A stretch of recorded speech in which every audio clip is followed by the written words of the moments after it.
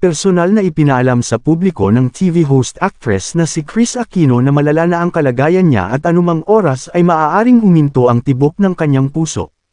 Ito ang malungkot na inanunsyo ni Kris sa Fast Talk with Boy Abunda ngayong Miyerkules, February 14, 2024, nang makapanayam siya via Zoom ng host at matalik na kaibigang si Boy Abunda.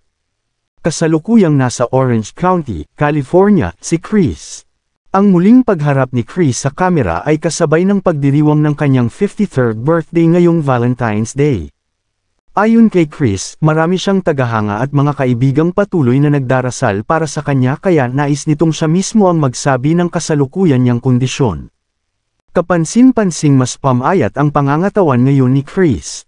Pagbabahagi niya tungkol sa kanyang kasalukuyang kondisyon, unfortunately, meron akong panglima na autoimmune condition.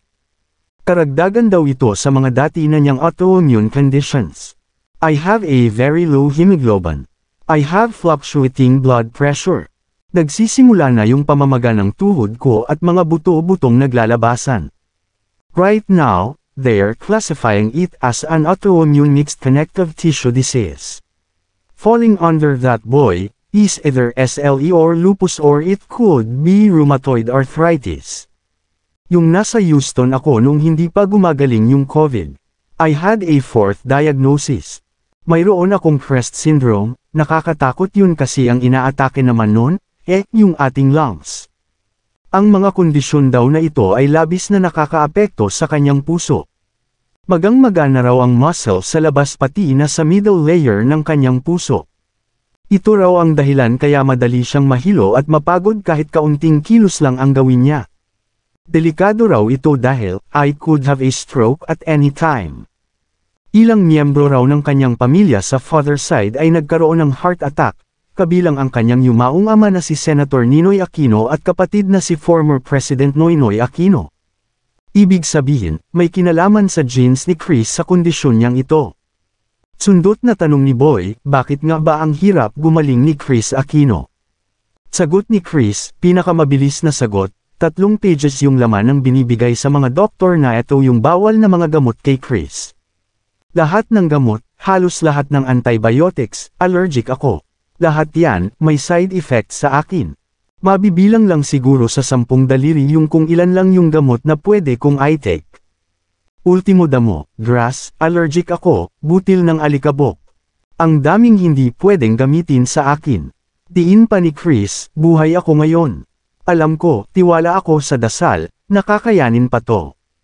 Napagdesisyonan daw ni Kris na ibahagi ito sa publiko dahil kailangan niya ngayon ng dasal para mapagtagumpayan ang gagawin sa kanyang medical procedure sa Lunes, February 19.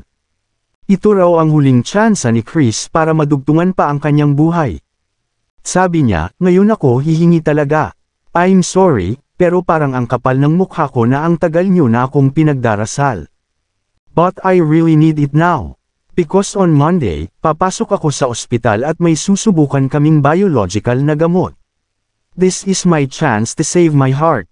Because kung hindi ito tumalab, I stand a very strong chance of having cardiac arrest. As in, pwedeng tumigil na lang yung pagtibok ng puso. So, may gamot na susubukan, but there's a very big risk involved with that medicine because hindi binibigay ang gamot na ito na hindi ka binibigyan muna ng steroids. On Monday, magbi-baby dose muna ako. Titingnan muna nila kung kakayanin ko. Kung kakayanin ko, bibigyan ako ng pangalawang dose. I will need 4 doses of this medication. Hindi predictable. Diin pa ni Kris, I hate to say it, but you know, I'm very honest kasi hinarap ko na to, and bawat araw, pahiram na lang ito ng Diyos. Aminado si Kris na hindi pa siya handang mamatay. Aniya, kailangan pa siya ng kanyang mga anak at nais pa niyang makita sila na tumatanda. Saad niya, I really want to stay alive. Sino ba naman ang sasabihin na handa akong mamatay? Tim is only 16. I made a promise to him na until he becomes an adult, I will really do everything. Lahat gagawin ko.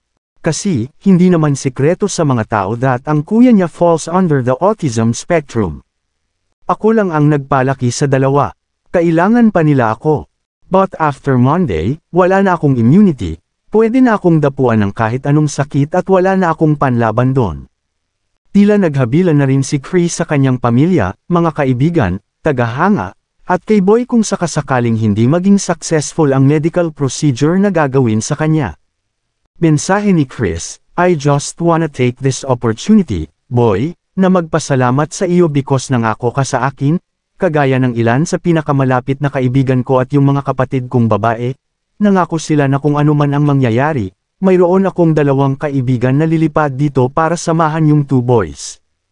Nangako rin daw si Boy sa kanya na kung may mabalitaan man ito tungkol sa kanya ay kaagad itong lilipad sa Amerika. Sabi pa ni Chris kay Boy, I'm entrusting being with you because the 2 will actually be going home in 2 weeks. Why did I decide on this? Naawa ako doon sa 2 bata. Kasi ako, makukulong na ako sa bahay. Pupunta na lang ako at lalabas ako para makita yung mga doktor. Huling dasal daw ni Chris sa Diyos ay dugtungan pa ang kanyang buhay para muling makapagbigay saya at pag-asa sa kanyang fans. Sabi niya, I just wanna thank God.